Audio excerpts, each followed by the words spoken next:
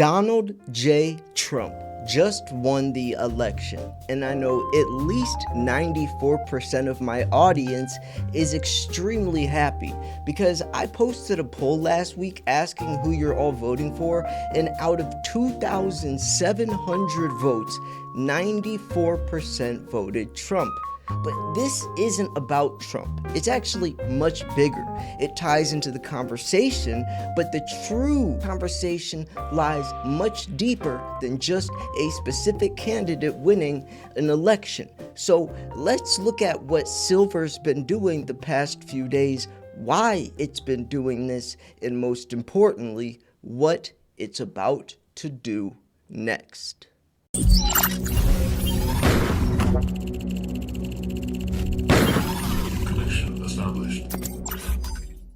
Alright folks, welcome back. I put together an incredible video for you guys and gals today.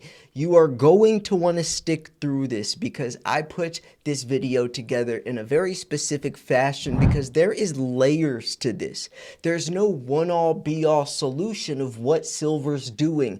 Everything is pushing and pulling silver to different percentages, maybe stock market volatility, gold, the dollar index, speculation, the stock market, anything, even if you want to go into corruption or something along the lines of economic uncertainty, the election, whatever it is pushing and pulling silver to different degrees. But at the end of the day, there still is a clear indicator of where it's headed.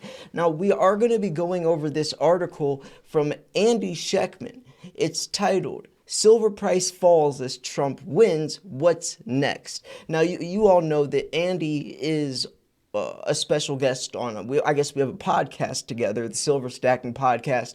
We do once a week, but this is him going on Liberty and Finance's channel, and they're talking about this stuff. So I want to break this down because it is important. Silver did drop pretty dramatically, and some people might get worried. Some people are excited. They get an opportunity to buy silver for cheaper, some, for a little longer, but it's mixed emotions. Either you're the true stacker that understands that this is a steal where you're going to buy silver at $31 or $34 or $37. You don't care because you know that any of those numbers are pennies compared to silver's true value, or you're someone who doesn't have faith. You need that validation and you need that confirmation. So with that said, we're going to jump into this, but remember, Andy Schectman is the CEO of Miles Franklin, and I am a broker for Miles Franklin. So if you wanted the best prices for precious metals, whether it's Eagles, whether it's junk silver, whether it's maples, whether you wanted 10-ounce bars, 100-ounce bars, whether you wanted palladium, whatever it is, I got you guys for the best prices. The best prices. You cannot go anywhere cheaper than me. Every time I make a sale, I try to ask the client to go online and see if they could have got a better price somewhere else, and they never can. Because I'm not a stingy guy and I like hooking my subscribers up. So hit me up, slayer@milesfranklin.com, or call me 330-485-6172. I'd love to build a business relationship with you. And make sure you click subscribe. Let's try to hit 107,000 subscribers by the end of the month.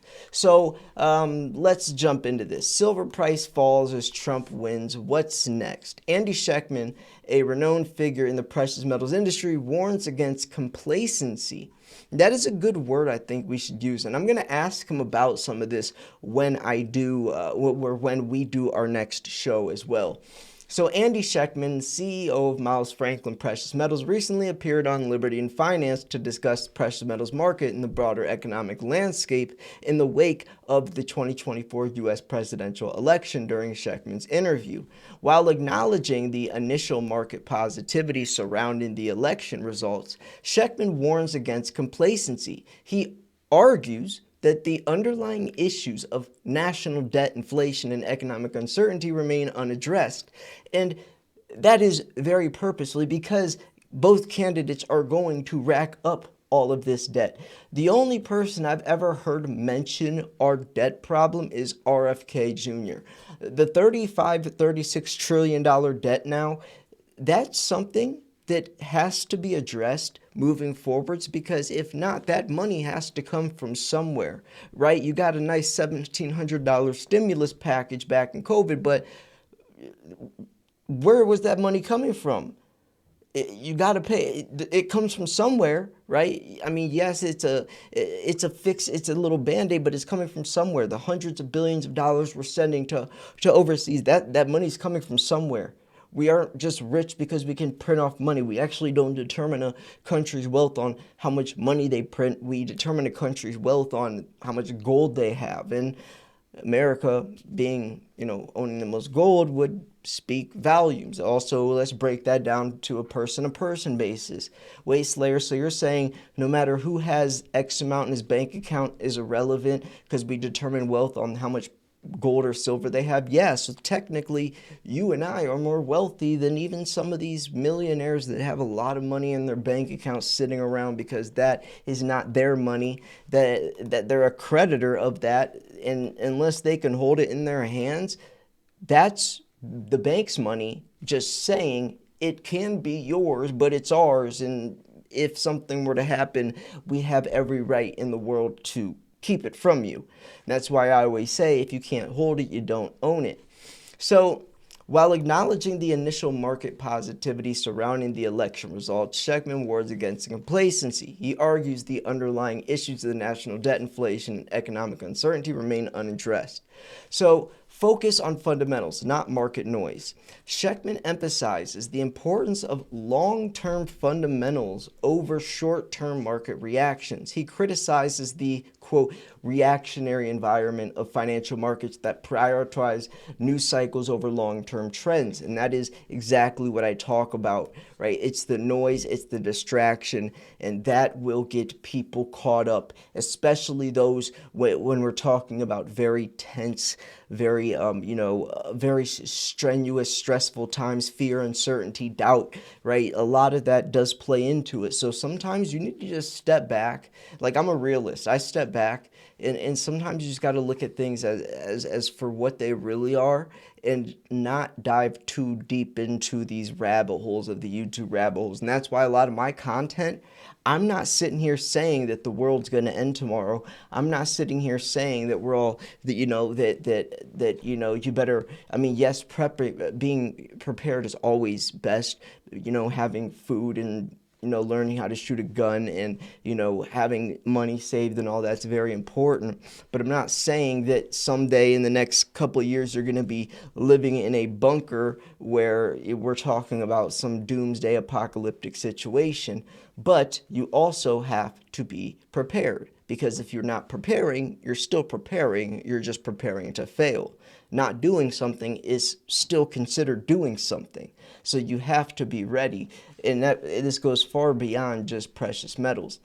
But right now, at the end of the day, things are looking better now that Trump is in office. So he contrasts the long-term economic planning of China with short-sightedness he sees in the U.S. short-term determinism, or he argues contributes to the current economic problem. Schectman acknowledges the potential difficulties of addressing the national debt in these fiscal issues. He suggests that resolving these issues will require sacrifice in a period of economic hardship, which it will. It has to. I mean, you can't break any type of cycle or get ourselves out of any type of situation this deep without sacrifice and without a lot of hardship. There is no smooth sailing.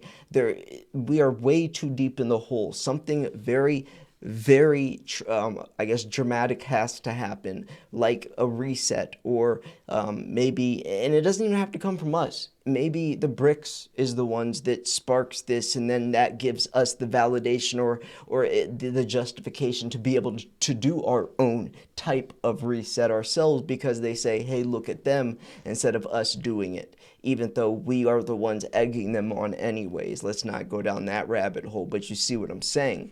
Schectman specifically recommends investing in physical gold and silver eagles, pre-65 coins, junk silver, as a way to hedge against inflation and economic uncertainty. And yes, this is what I recommend, right? Physical gold and silver. If you can't hold it, you don't own it. Make sure you're buying coins that are easily sellable, recognizable, eagles, buffalo rounds, 90% silver. If it's a coin you never heard of, or if they say there's a proof, or it's special or rare or something, and don't do it. Only buy from places that will buy back from you, and we buy back from our clients and we give good prices because we are a legit company and we are genuine and we like helping people. But a lot of these companies, I was just on the phone today with someone who got their head ripped off, and I felt so bad. He was paying like $4,700 for gold, but they were these proof gold coins where the guy sold them as these are gonna make so much money, even when gold was at $1,700 an ounce, right? And that's the type of people out there, and that's why you need to be able, and that's also why I'm honored to be a broker, so I can offer my audience a safe place where you're getting good deals and you're not going to get screwed over, and if something were to happen, God forbid, I could fix it, or Andy could. So Schectman specifically recommends investing in a physical gold and silver. He highlights the importance of diversifying one's portfolio to include physical precious metals alongside traditional assets. The central bank's message owning gold and silver. Schectman points to the actions of central banks, who are major buyers of gold, as a strong signal for the importance of precious metals in the global financial system. Recent events like the collapse of the First National Bank of Lindsley, Oklahoma, illustrate potential risk associated with traditional financial institutions. This, according to Schectman, should prompt investors to reconsider the safety of traditional assets, and it should. It really should. If your money is involved into something that's a failing system, then you are playing Russian roulette with, you're putting and it's like switching seats on the Titanic. Whether your money's in stocks or whatever, anything pegged to the dollar is going to go down with the dollar. And that's why gold and silver are called safe haven investments. Schectman predicts the mainstream investors will eventually recognize the limitations of traditional assets and seek out alternative investments like gold and silver. And it's crazy because it took something like the Silicon Valley Bank collapsing for people to finally jump on silver. Like, why are people so reactionary? Why does it take a literal bank to fail for you then to go, oh yeah, maybe I should? No, that's reactionary. That's the wrong way to do it. Most people will hop on board after shit hits the fan. That's not the right time. That is not the right time. While acknowledging the positive aspects of the election results, Schectman urges viewers to remain cautious about the long-term economic outlook. He reiterates his belief that gold and silver offer a way to protect wealth during these uncertain times. So yeah, I thought this was a great little interview. I will be having Andy on soon, as well as some other people as well. I'm always behind the scenes trying to work on things and trying to, give you guys the best content possible. And if you guys wanted to subscribe, if you want daily videos like this, I highly recommend it because I promise I will keep you in the loop. Anyways, thanks for tuning in. This is Silver Slayer. Make sure to hit me up. I will see you guys tomorrow. Peace.